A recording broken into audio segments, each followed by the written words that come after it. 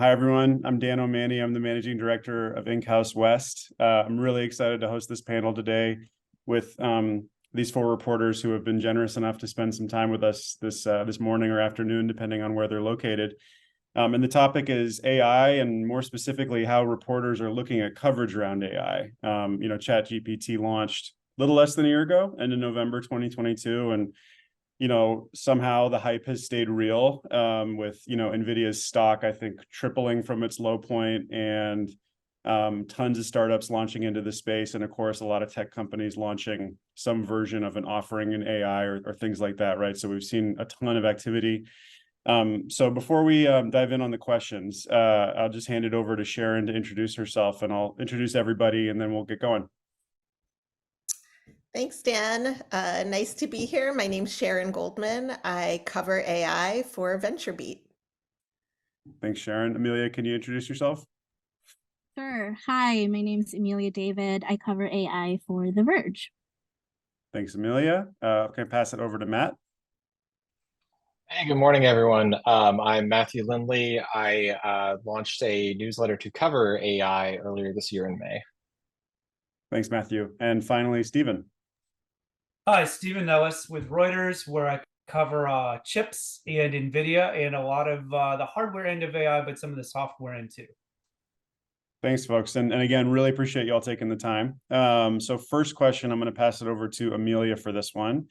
AI, kind of as I alluded to, has had a pretty crazy hype cycle since it launched late November when ChatGPT launched. So curious where you think we are in that cycle, if we've hit the peak already and we're just starting to go down, if there's more room to grow, like where you think we are in terms of, media appetite for AI. Sure. Sorry. Just as you said that, my editor sent me a note. So I was like, no problem. Sorry. Just a caveat, I am in the middle of being edited, so my attention will be separate things because it's lawsuit day. Oh my gosh, no problem. And happy to pass it to someone else first if you no, want. it's perfectly okay. I want a break. Yeah, so what's very interesting, I think, with AI is that there's so much more. I think there's more audience appetite really than I kind of really expected. So a lot of people really want to hear news about AI. The difference, though, is that where we were from, say, November to maybe January, where it was all everyone wanted to know what exactly it was, we've kind of moved on to really talking about people wanting to know what will it do for us? What are the lawsuits? There's so much interest, I think, around lawsuits. But the hype around generative AI hasn't really died down, like in a technical sense. I've been doing a reporting around this on if there's still a lot of investor interest in it, and there's still a lot of investor interest from what I'm seeing. The hype is still there, but we're probably entering this era of a lot more companies are going to quietly do their work instead of loudly announcing to the world.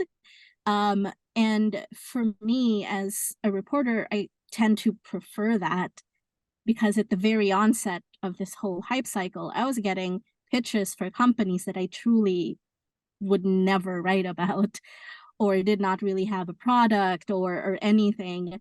So we're seeing more, I guess, thoughtful ways of pitching a company that is around AI.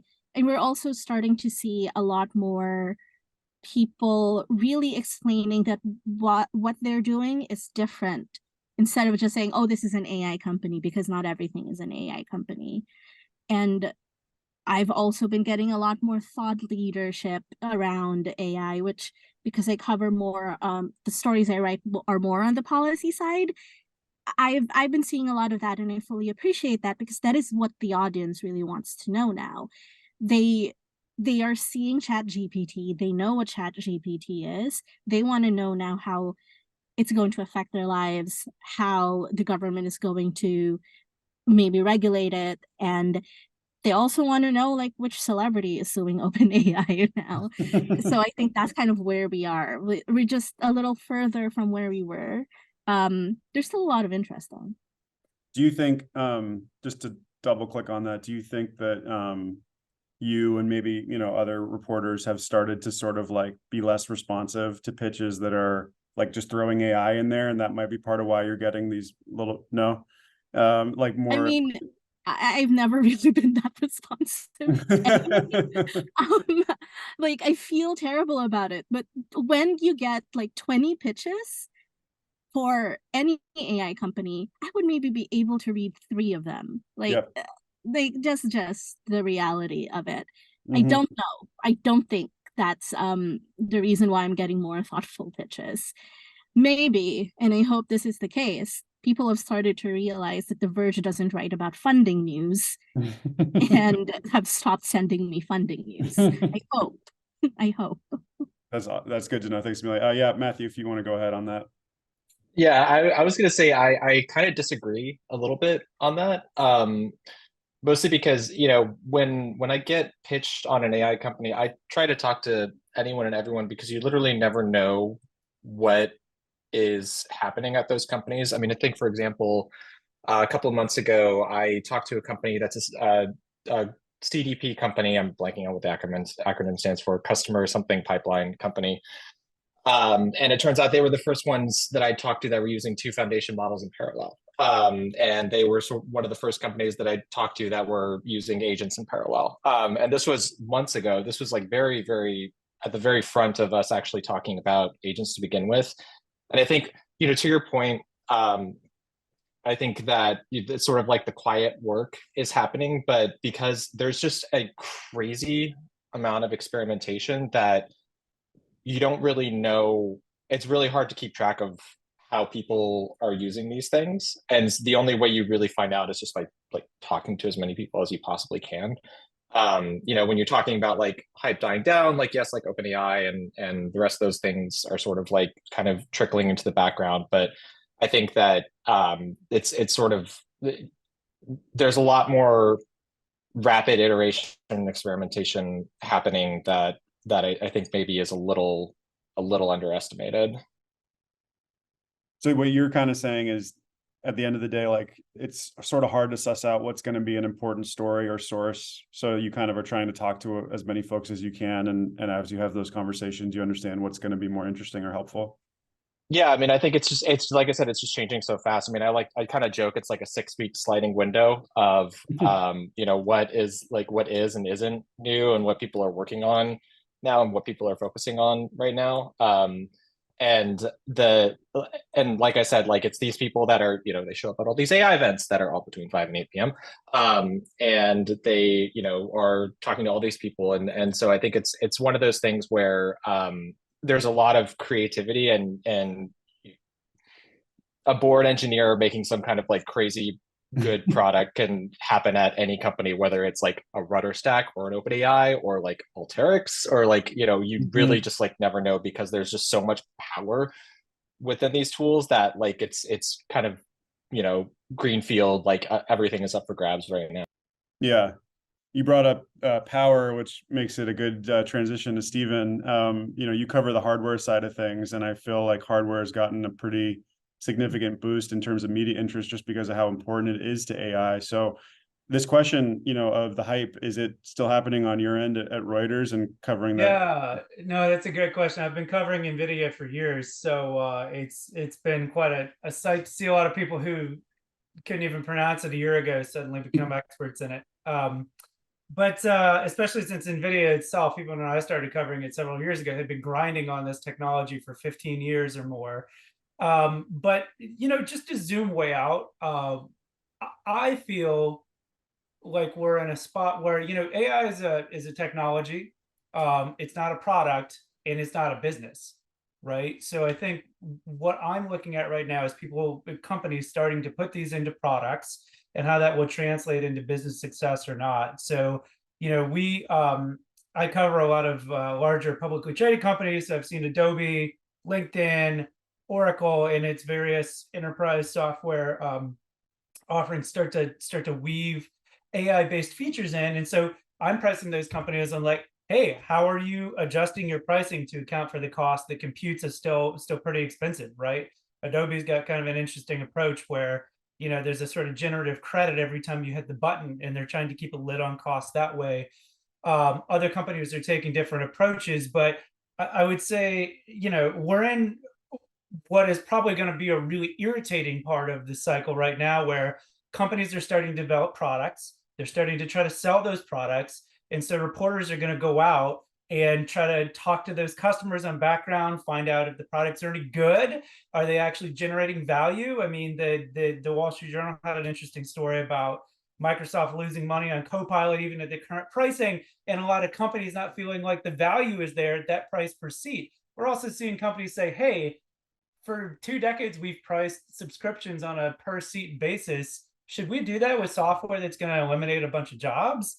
So I think we're getting into the really interesting part that's going to be very irritating for people who want to control the message, because we're on the tip of what, you know, Gartner and others might call the valley of disillusionment, where we're probably going to see, and this is normal in every technology cycle, internet, cloud, everything that's happened, but we're going to see some failures and some whiffs.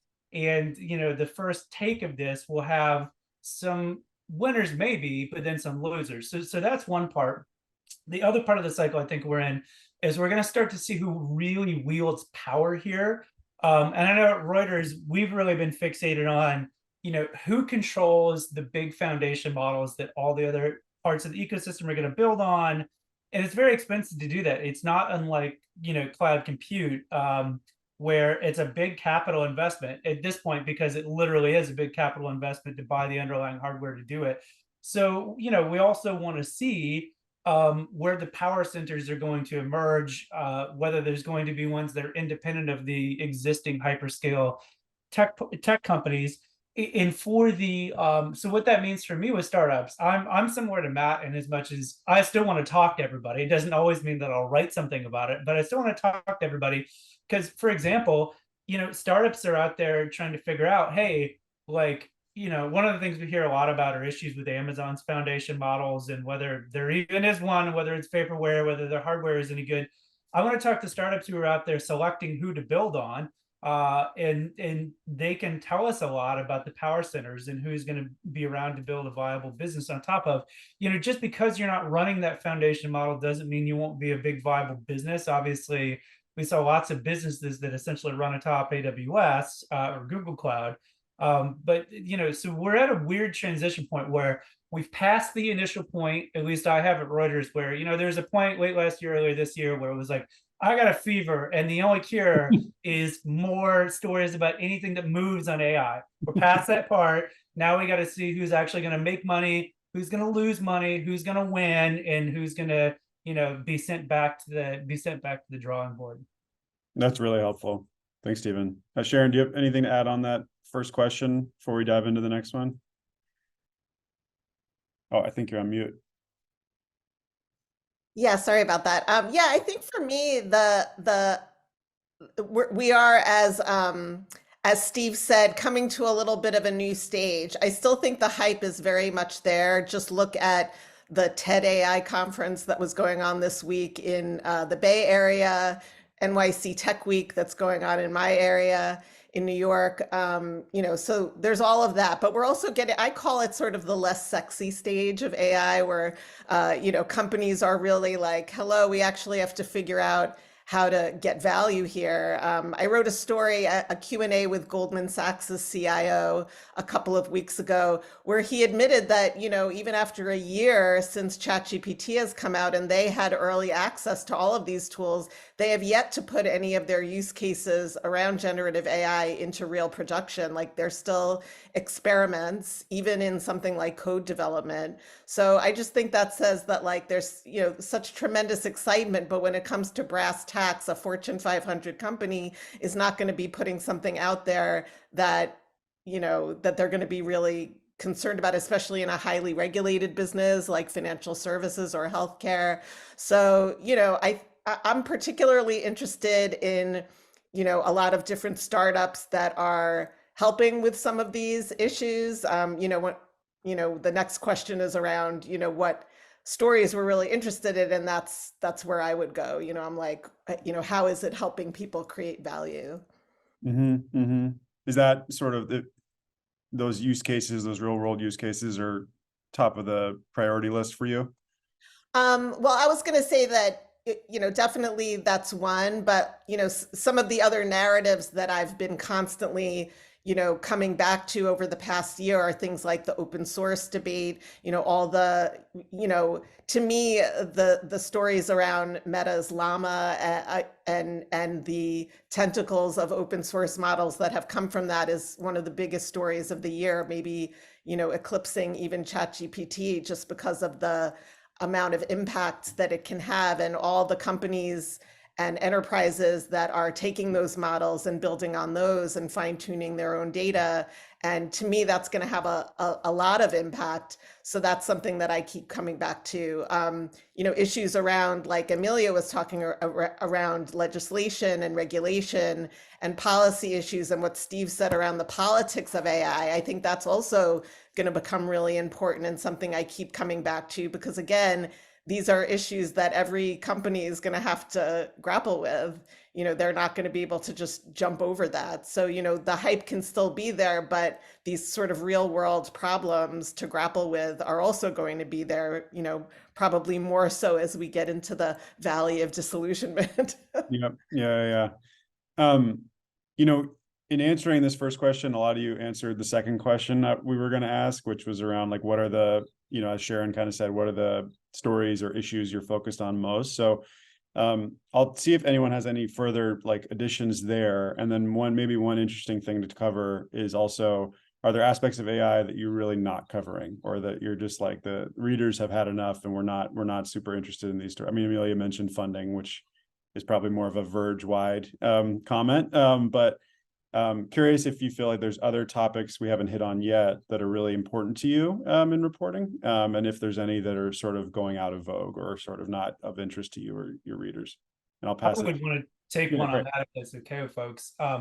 So part of my background covering hardware stuff is having covered a lot of autonomous driving in the past few years, and it's actually a somewhat related problem in as much as it's a big AI problem.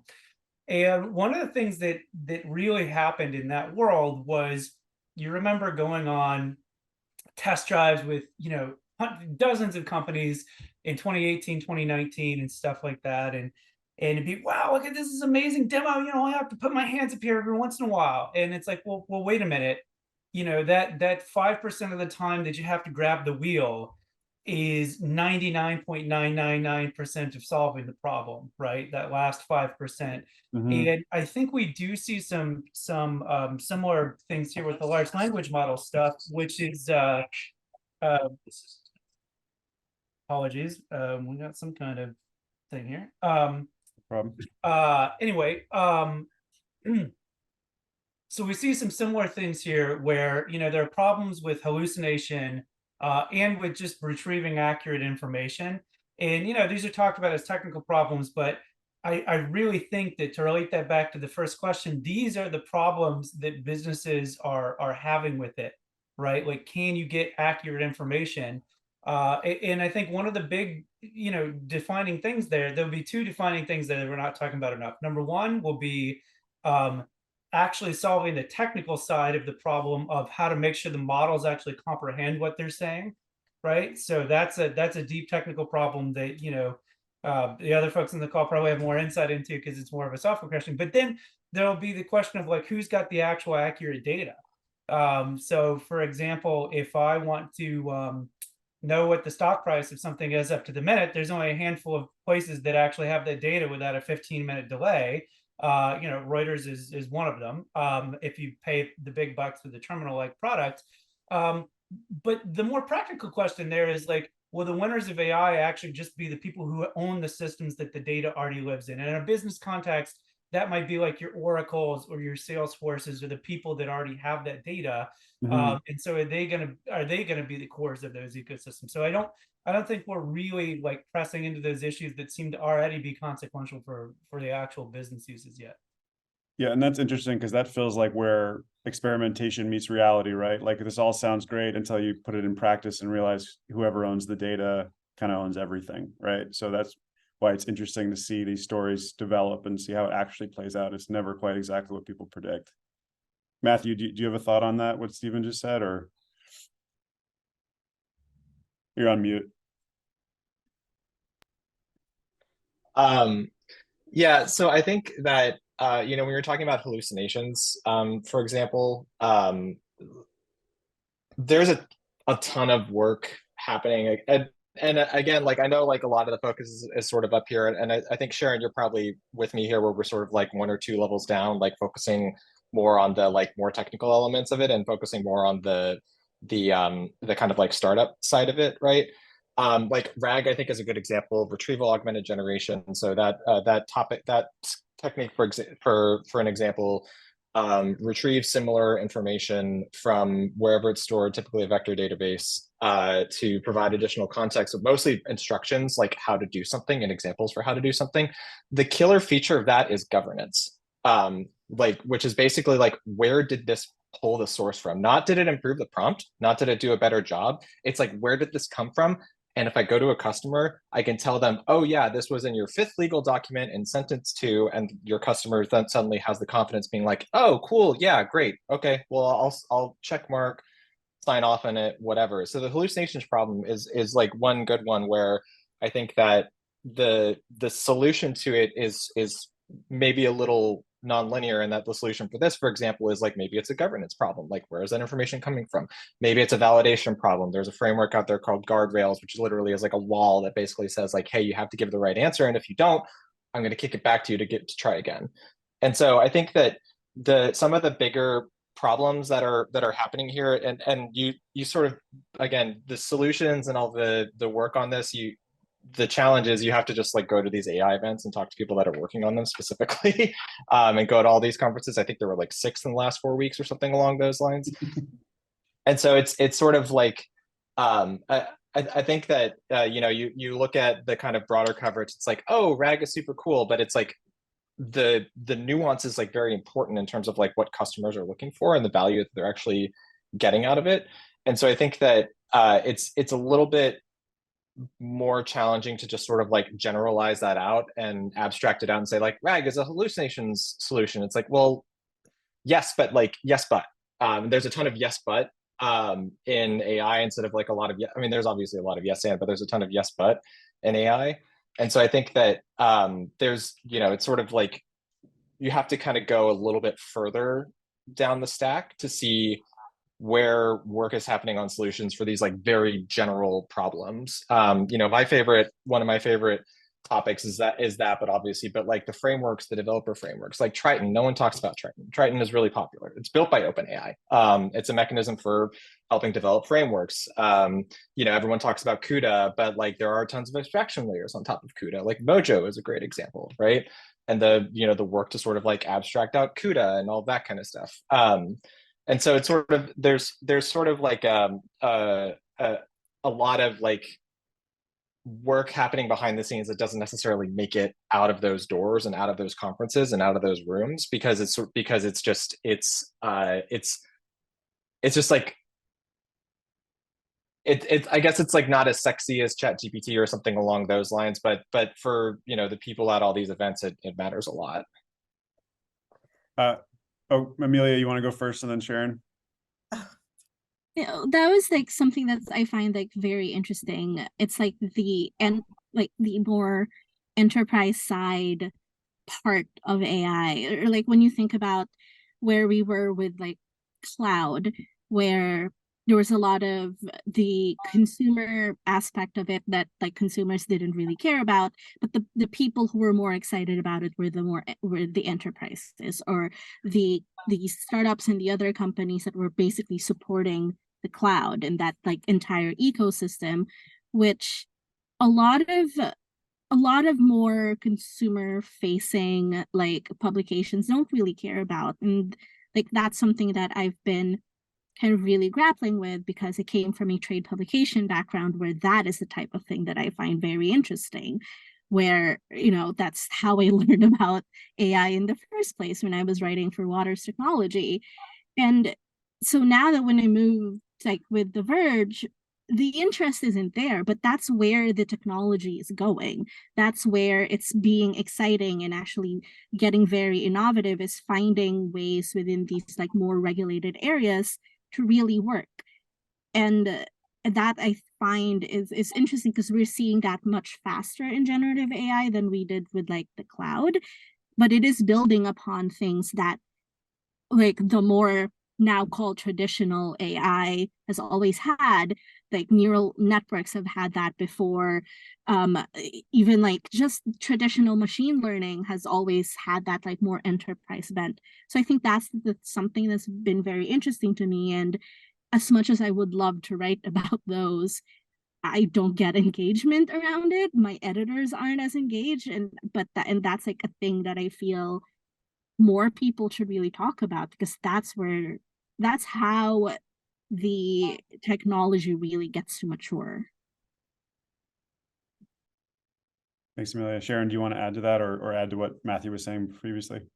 I was just gonna, it's true that I do kind of get in the weeds of technical stuff quite a bit at VentureBeat, and we do cover startups as well. But I will say one of my biggest interests that I've actually started to see it covered more, but for months I was really struggling, is kind of on a totally different tack around all the issues, kind of like the politics and culture of the folks building AI, all the stuff around AGI and effective altruism, and that whole line of thinking that kind of, to me, there's a lot of context there as these tools are being built and the people building them. I can't help but feel that that weaves its way into the entire industry in ways that I feel like it would be helpful if there was more context around that for readers. So I've tried to do that. I've struggled with it because I'm supposed to be covering enterprise business and AI, and it doesn't really fit that. But I do feel that, as regulation comes down the pike, as these tools get more powerful, just that whole conversation, whatever, belief system you have around it, is kind of important to bring to light. Maybe you need to launch a newsletter like Matthew, so you can write about whatever you want. And Also, lots of rock climbing. Lots of rock climbing. Well, Matthew, and sounds to me I do write about it anyway. I just write about it anyway. That's great. That's awesome. Matthew, really quick on kind of what you were saying. I mean, how do you, is it like just as far as like your actual, the function of reporting goes, because it sounds like you're kind of looking at a lot of stuff that's not being pitched to you, but that's just kind of happening, right? Like, how do you, is it really just trial and error trying to figure out what's the most important stuff? Like you have to have the conversations, or is there a way you prioritize what to learn about and who to talk to, kind of more on that, what's happening behind the scenes side of AI?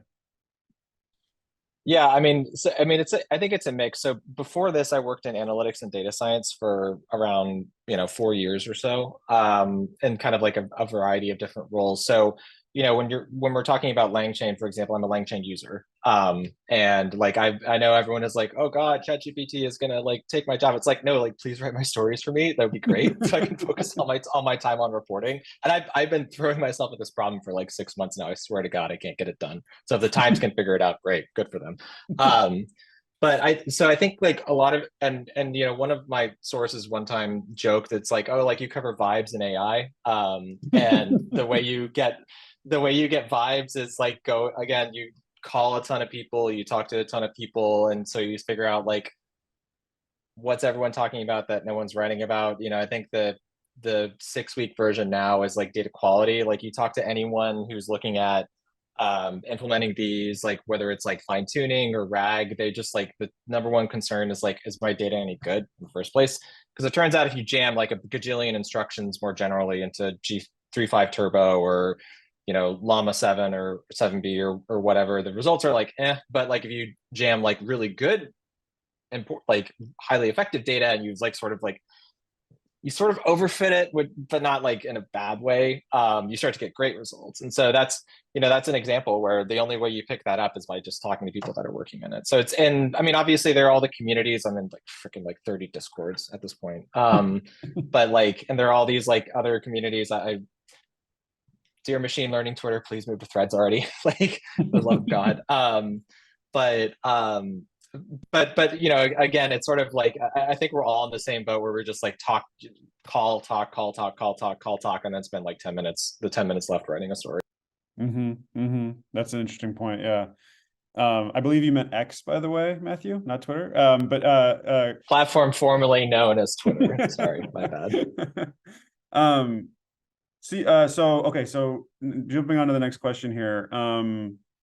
So we've talked a little bit about if there's an aspect of AI that you don't feel has gotten enough attention. Steve, I feel like you answered that, but is there anything else you wanted to add to that topic on things that are underreported, under talked about? Yeah, I think, hardware scarcity. I mean, it's hard to say that it's under talked about, but I think it's a real concern, and I think that I don't think it's candidly, I don't think it's going to get better anytime soon, and there's a few esoteric reasons for that are really boring, but you're seeing it filter into candidly, like, whether people can put stuff into production or not, right? Is there enough? There are people that are messing with stuff even in a development context, developers, and they're hitting rate limits on the APIs, and they're saying, well, like I can't even put this into production if I want to. So I think there's a significant question there, and part of the thing that I'm really interested in is whether there will be an overbuild for that capacity over time, and we'll see something similar to the early 2000s where there was kind of an overbuild of network capacity, and then for a few years nobody really knew what to do with it, but then it was kind of plentiful and cheap, and a lot of interesting businesses arose out of it. So that's more of a long-term thing than a 6-week to 2-month thing, though. Really interesting, though, again, as like kind of an unintended consequence of this AI boom, right? I love this subject because, Steven, I'm sure you're running the same thing where you talk to people, half say it's done next year and the other half say it's not going to be done for the foreseeable future. Yeah, and I think the thing that's interesting here is the way that the back-end infrastructure for this stuff is built is actually fairly fundamentally different than it was built for the previous era of cloud computing. And again, it's a bunch of, like, if you have insomnia, we can talk about all exactly how that is, but it goes down to how you actually even build the networks to connect the machines together and everything. And I think when I cover like publicly traded semiconductor companies, we're looking to see who's going to win in that and how far people are going to go, and it's sort of tied to this question of whether people start to see value in it, on the product side. So we're watching it closely, and it's a little bit of like who can get GPUs next month, and a little bit of like, well, wait a minute, we really want to tear up 5 data centers and rewire them fundamentally with a different network architecture before we know whether anybody wants to pay for this stuff. Is it okay if I throw a question at Steven? Please. Yeah. What's the appetite for stories about memory now? You mean like high band HBM? Like, yeah, HBM. Yeah, HBM. If you want to join me in lobbying Reuters editors, so I listen. It's an important thing. So let's just back up here to things that people probably have heard of if they're generally following AI. You've probably heard that people can't get enough NVIDIA chips. And one of the reasons that it's very difficult to get those NVIDIA chips is they rely on a special kind of memory that sort of surrounds the chip called high bandwidth memory. And right now, NVIDIA only really has one supplier, SK Hynix, out of Korea. And there are others who are vying to do it. Micron, which is based in the US, has said they're in trials with NVIDIA. It looks like Samsung is going to pick up some of the business on the older NVIDIA chips. But for all of them, there's actually fundamentally this problem of what's called the yield, which is how many of the chips come out of the factory working, is really terrible on this stuff, to the extent that, I think Micron just said, we're going to dedicate a bunch of our production lines to this, and it's going to eat up production capacity from other stuff like phones and laptops, which they're not too sad about right now because those markets are doing really poorly and they're getting poor prices for those chips. But it's sort of this global thing of, they're all reliant on trying to get as much of this memory around the GPU as possible, and the yields are really terrible, and it's one of the big constraints. That, and then actually some of the fiber optic stuff that they use to connect these things. are big constraints, but like nobody wants to hear about this stuff. They just want to know NVIDIA number go up, number not go up so much.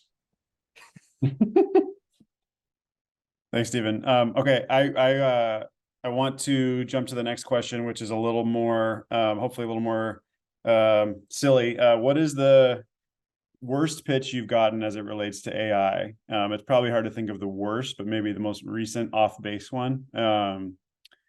And you know, and if it was from me, just please keep it anonymous. I'll pass it to Amelia first. I don't know if you have a good answer for that. I've been trying to think of this because I often, when I see a pitch that's like either hilarious or really annoying, I sit with it for like 30 minutes and then I forget about it. Which says more about me as a person than the actual pitch. Yeah. I don't really know. I've gotten I've gotten some pitches for companies that kind of rankle my own like moral compass. Those are like the ones that more stick with me. Like there's a lot of companies that do this. Anything relating to like an avatar of yourself, like but AI. So whether it's your voice or your image or whatever, I don't know why. It just I know it's a thing and it like more people are going to do it. Me personally, that's too Black Mirror for me, and not just necessarily Black Mirror, just my moral compass. So every time I get one of those types of pitches for a company, I get really annoyed first and I walk away, forget about it, read it again, and like, okay, is this interesting actually? Yeah, so that's kind of like how I kind of think about it. I can't actually think of like a hilarious thing. Oh That's wait, okay. I do. Now that I remember. I think everyone got this.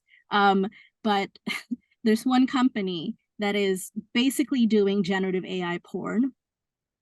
And I've gotten that so many times that I'm very concerned that our IT might start asking questions.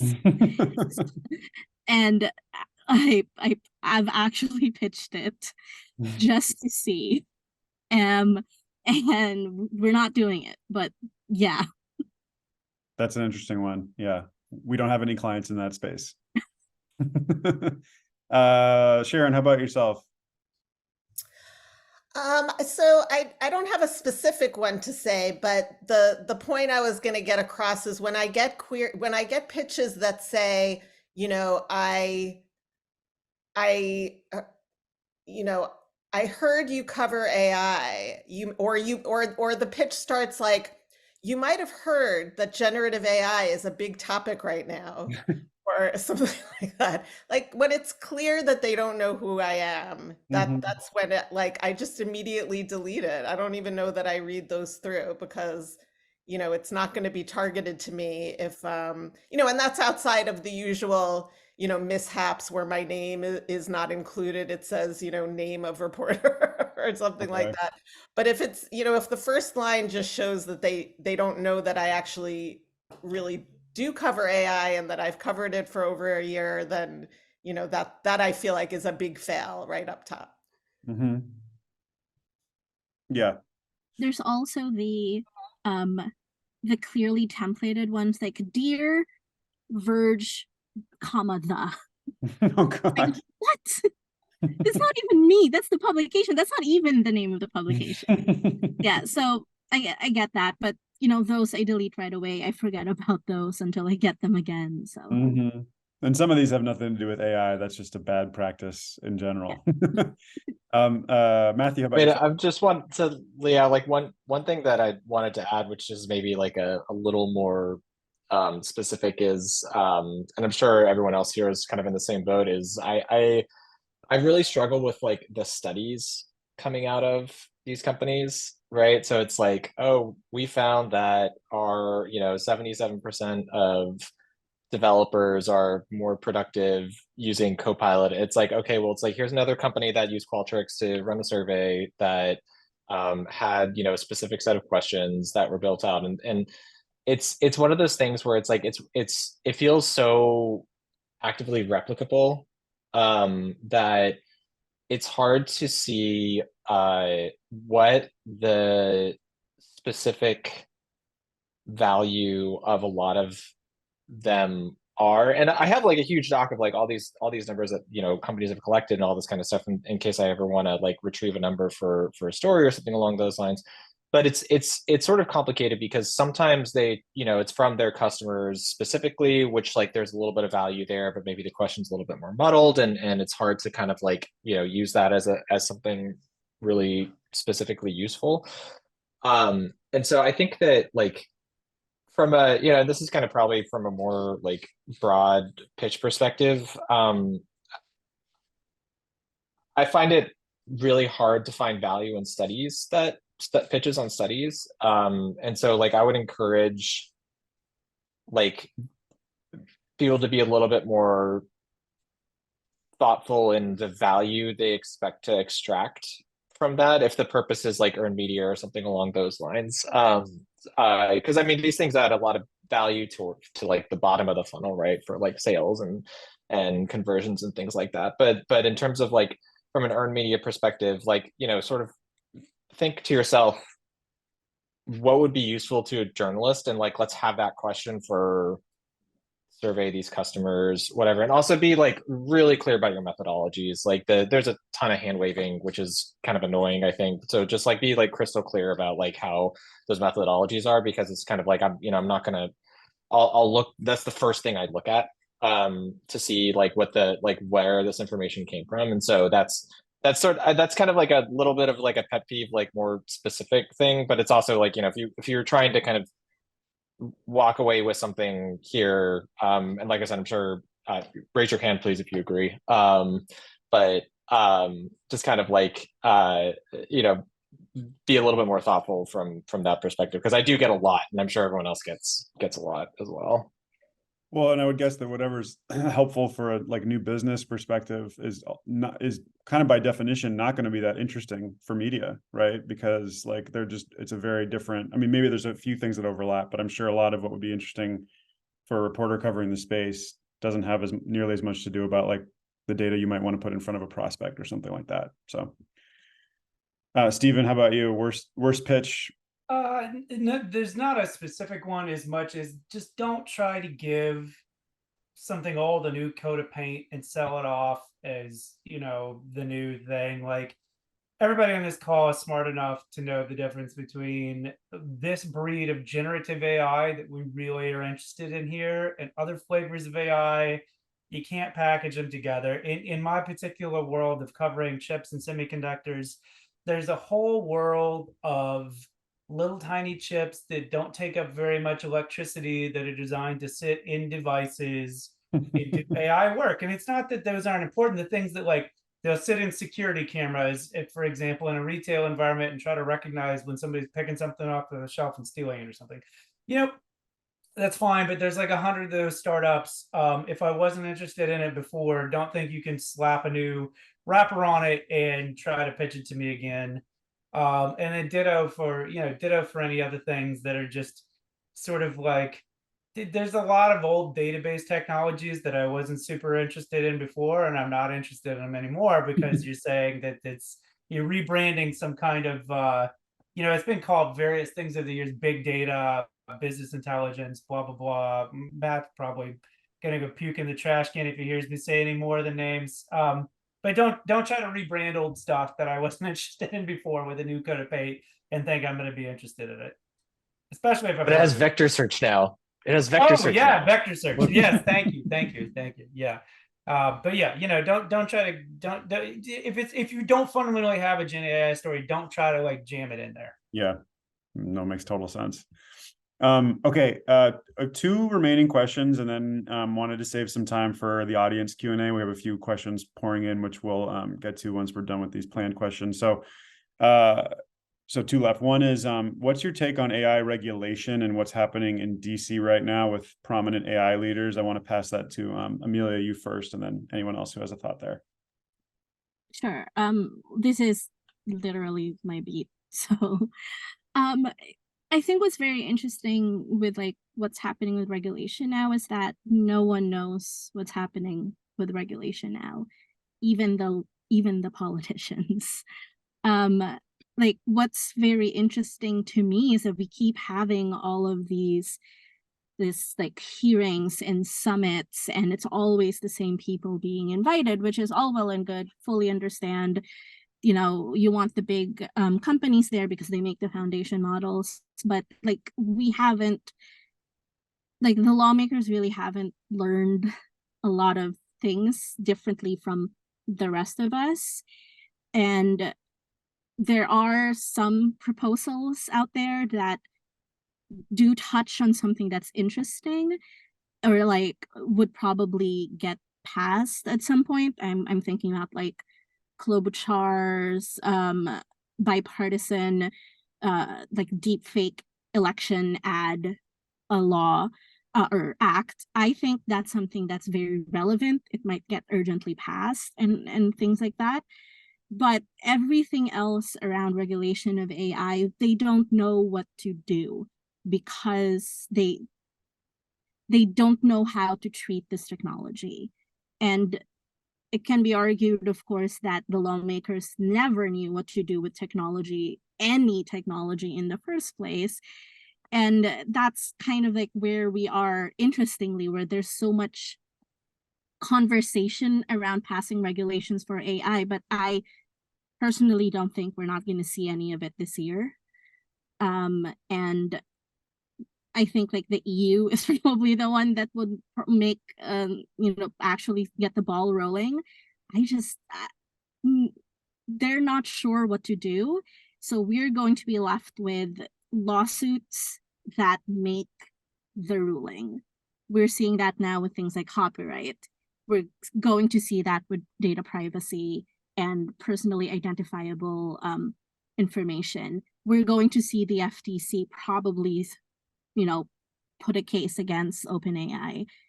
We're not, I don't think we're going to see anything in the next 2 years around actual legislation. Also, because we don't have a speaker, so.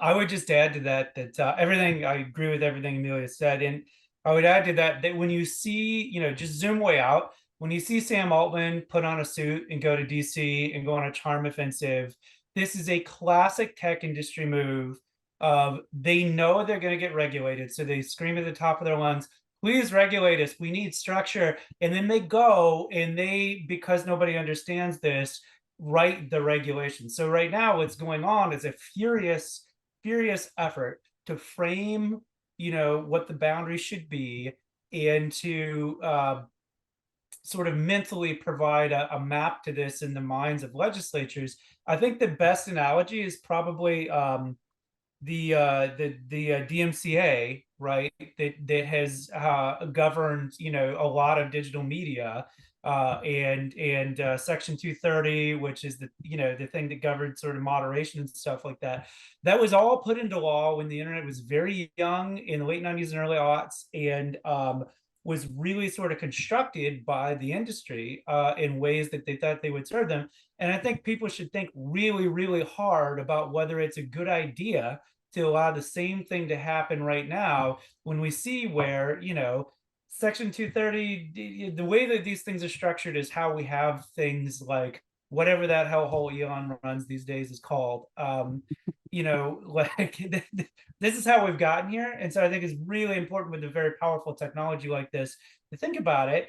And I think that, the thing that we're going to try to look at is where are they putting all the money in, right? So one of the analogies I've had in the chip industry is all the US China export control stuff.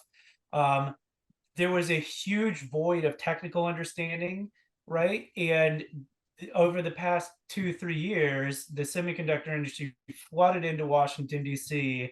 and said, okay, if there are going to be sort of technical restrictions with bits and bytes and numbers and things that govern what we can sell to China and whatnot, let's get in there and try to do an education offensive to make sure that this is most amenable to us. So that's going on right now, and we need to cover it more. Thanks, Stephen. Sharon, do you want to go next? Yeah, I was just going to jump off this, what Amelia and Steve said, and say that the one area that I think is really interesting, since for sure at a federal level, we're not going to see legislation in the US for some time, there is a tremendous amount going on at the state level and locally. Besides the New York City law that passed in January around the use of AI in hiring, there's also a Colorado law that passed around the use of AI in insurance, where the insurance industry came together and kind of helped create the legislation that was passed that they all could agree to. But I think there's something like 100 or 200 state and local bills around AI that are currently, in bill form. Everything from facial recognition to data privacy to workforce issues. So I think that that's where you're going to see the most movement, is sort of by industry at the state and local level. Amelia, go ahead. I also, like, what's also interesting is that as a lot of different lawmakers at different stages of like our government are thinking about this, and they are very much looking to regulate the technology within the realm of what we have right now. And as much as it pains me, I do understand what a lot of these technology companies are saying, and a lot of civil groups as well, that the way we do regulation kind of doesn't fit with what generative AI is, because the models do work fast and they iterate differently. But we also can't fall into that trap of just saying, oh, we need iterative regulation, because that doesn't exist. No country in the world has iterative regulation that you can change in a year. That is not a basis of a good working government. If you have laws that change year to year, you have to let it actually breathe, and you learn from it, and then later on you revisit it. But there should be a different way of looking at how we regulate technology and regulate things. Maybe it's more, let's focus on the state level, although there are issues there because, like the internet, there are no borders. Maybe we could focus on sectors, and just the way we've done it before, it's like specifically target each of those sectors, because what harms a person who can't get a loan because the AI model was biased against them is not the same as a harm of someone not getting insurance, because that's a health thing. That for me, I personally think doing regulation sector by sector actually hits more on the harms that AI could do, rather than making something more general and then trying to fit that into a box, which that's what generative AI is very good at. It's breaking all of those boxes. So we shouldn't, yes, we should have a different way of regulating things, but we also shouldn't expect government to run like a tech company and like put an update every 6 months. Yeah, one day we might have that if certain CEOs got their way. But yeah, okay. So I thank you so much, Amelia. That was actually really, really interesting way to kind of wrap that question up, and kind of thinking of it being as a more industry specific legislation versus like trying to fit one broad rule across all those industries and use cases. I'm going to turn it over to the Q&A. We've got a few questions coming in, and I want to be cognizant of time since we only have about 6 minutes left. So I'll try to go through. The first question was, why can't we keep calling it Twitter? Is there some legal reason? I'm just going to quickly say that was a joke. You can call it whatever you want. I was just poking fun at the new company name. The second question is, how do you decide if a source is credible? Do you Google them, look at LinkedIn? Do you talk to other people to vet them? How do you determine whether or not a spokesperson is a decent fit for your story? And I might pass that to Matthew first, if you have thoughts there.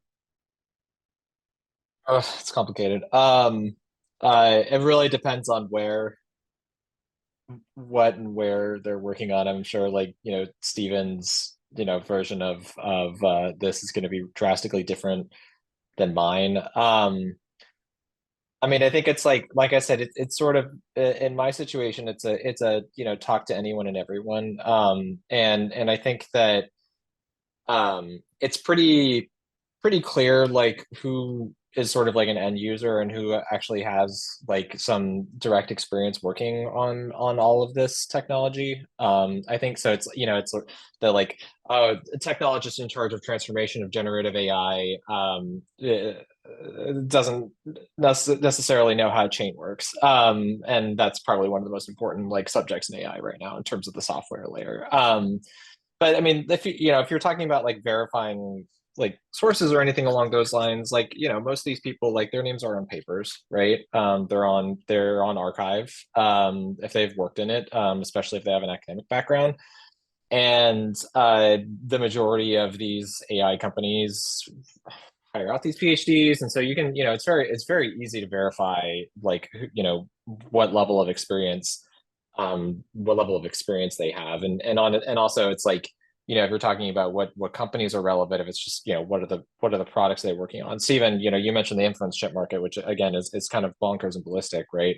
But you know, it's sort of, it's like, does the creator, the CEO of the company have experience, you know, working directly in silicon? Like maybe they're you know, former Altera, right? Or former like Fairchild, and because I mean, all these guys running silicon companies have like 50 years of experience, right?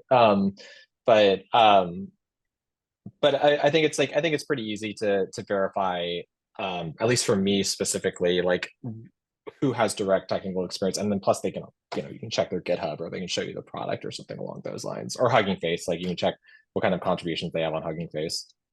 Yeah, I would agree with all that. I mean, I think I still want to talk to everybody and anyone. Obviously, it depends on what the information that they're pushing is, and how you know, what position they're in to know it, and that sort of stuff. But I would just add that one of the things that's fun about tech, especially relative to other beats at a you know, a global publication like Reuters, is very mainstream and old school, is it might literally just be a 24-year-old with a PhD from somewhere doing something interesting, and they are the most credible person. So like that's part of what makes it fun. So don't ever be afraid to pitch somebody. Talk to everybody and anybody. You know, it doesn't mean I'm gonna like put them out in front of a lot of readers saying something really hot and spicy without a lot of verification and checking it out. But part of what's fun is this is so new that like there is some, you know, 20 something with a PhD who knows it better than the powerful people. That's great. Another question here. And I would say that I'm happy to go over a few minutes, and if folks need to drop, that's great. So we can, that's up to you guys if we want to keep going. Curious if any of this question was curious if any of you are using AI tools in your own newsrooms. Does Otter count? Sure. I live and die by Otter. Mostly because I do the extremely old school thing of literally having which I don't have with me right now, but I literally have like a recorder that has a thing that plugs into my phone calls because I can't read my handwriting. Does that count? Anything else, I don't. I did at some point try using either ChatGPT or like other chatbots to like help me generate like feature ideas, and I didn't like their ideas, and also because I needed to like prompt it for something. So in the process of like prompting it, it's like wait, I have an idea. So I don't. We're also very careful about not really using a lot of generative AI things just as a editorial rule. But right now it's only really Otter, and anything else that Gmail and like anything else that Google kind of like includes in the workspace that I do not have a choice to, Right. because I can't opt out of that. That tends to be what I use. Yeah, I mean, I think the tools are just, they aren't particularly well suited to journalism specifically, just because our job is literally predicated on having novel information. And that novel information, one, is not in a model. Two, if you're doing a fine tune of GPT-3.5, like it doesn't really necessarily help you. You can throw examples in there to create like a few shot scenario, and it doesn't necessarily help you. Like I said, been banging my head against this problem for 6 months, and I can't figure it out. But I think it's just the nature of the field is doesn't lend itself to using language models to do our work for us. I would love it if it would, but I don't think it does. This I AI Go ahead.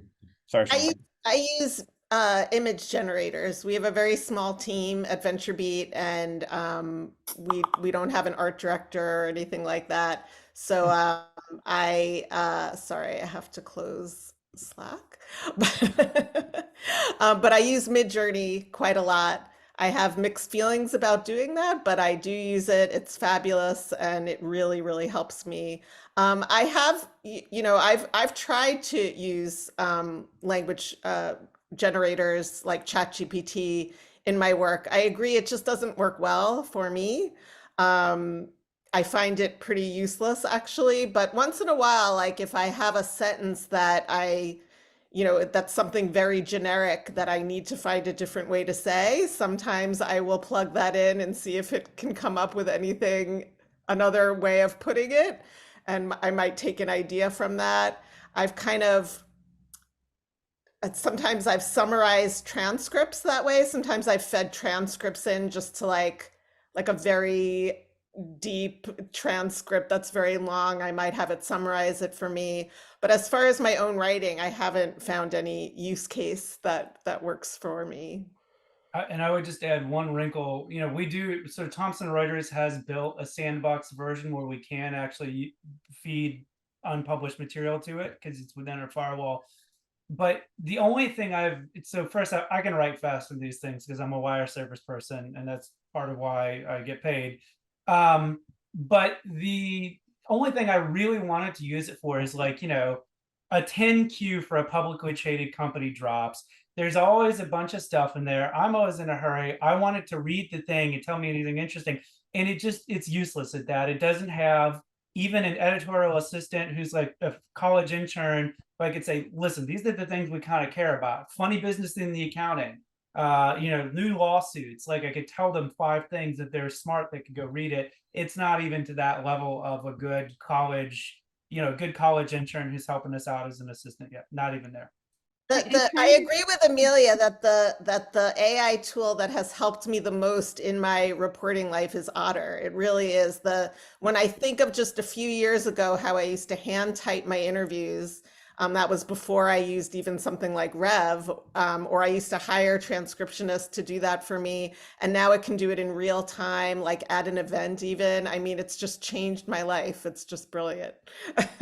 I did try to feed one of those model papers into, I can't remember which one. I think it was ChatGPT, and just to summarize it, because I like reading those papers are the bane of my existence. I sometimes don't understand them. I need to read them 3 times just to be able to even say what they are about to my editor. And it still didn't really work all that well. So if something could do that for me, I would love that, because it would make my writing time faster and help me understand a lot of the papers much more, but isn't there. Also, sorry, I gotta drop. I have a deadline. Thanks, Amelia. I think we have time for one more question. By the way, it sounds like this AI thing really there isn't much to it, huh? It's not really working very well. Okay, so last question here is, and Amelia, if you have to drop now, that's totally fine. It's just, what is your favorite pitch format? Short and pithy, or longer and more descriptive?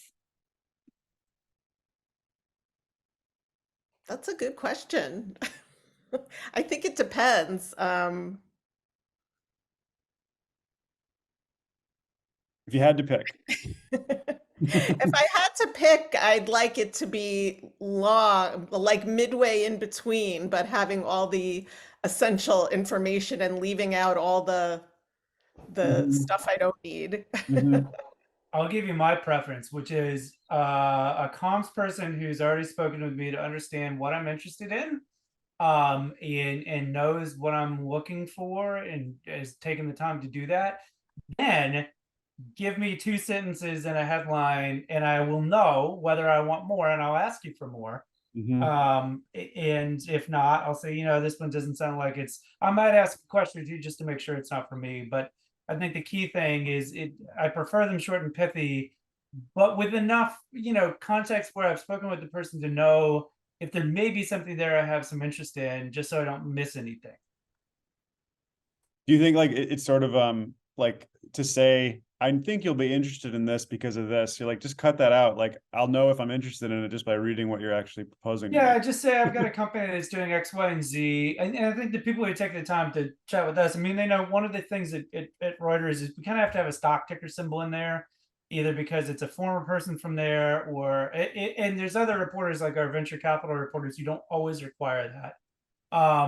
But people who've spoken with me enough to know that, I can tell them, listen, these are the things, or these are the markets I'm really interested in. So for example, if you'd spoken with me, you'd know not to pitch me your computer vision edge AI startup chip, right? Like I'd be like, I have enough of those, unless they have a deal, right, with somebody really big. Well, if they have a deal with Tesla, call me. But like otherwise, I'm okay without that one.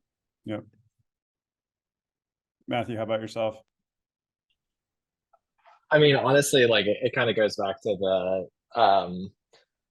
the highest value that I get is just the person on the other end of the call. So I think like if there's news about I pretty rarely, there are some exceptions, but my work is mostly thematic because there's not a ton of news I think in it. I mean, if Apple buys Cohere, like that's a totally different story, right? But like, but I think that the some information about like why this person would be really good to talk to goes a really long way, right? So it's like maybe it's like there's like this company that's like building an app that's not necessarily relevant to what I cover, although like again you never know, like maybe they're doing some crazy stuff with agents, right? But like like they used to work at like FAIR, right, the Facebook AI research lab, or they happen to be like connected with like 30 people that I know that are in like developer frameworks or something along those lines, right? And so that's the kind of basically say like, oh, like this pitch is maybe more interesting than I think it is because of the person behind it. And if there's absent of this news being something that would go into a story of mine or an issue of mine, this person is probably really good to know. Because one of my favorite things to do is like, and like say some news events happen, is I email like 40 people, like, what do you think? And I ask them first if that's okay, before I do that. But like, what do you think? 2 sentences, like just knee-jerk reaction, like and some of the responses you get are really surprising, right? Because all of this is just triangulation of information to understand what's going on. And so building that kind of network I think is super super valuable. And then like down the line, like you never know, like something that we're working on maybe 100% relevant to whatever it is that I'm covering. So I guess it depends on like who's the person on the other side. No, it makes sense. Okay, well, I appreciate you all going 9 minutes over our scheduled time, and especially just carving out a full hour during the middle of the day. I found this really, really interesting, and I appreciated how lively everyone was. So, yeah, appreciate everybody's time. And, if it's helpful, I'll send along any remaining questions we got that we didn't get to, but really thankful for everybody taking the time, and thankful for some of my colleagues on the in-house side for organizing this. Thanks for having us. Thanks, everyone. Enjoy the rest of your day. Bye.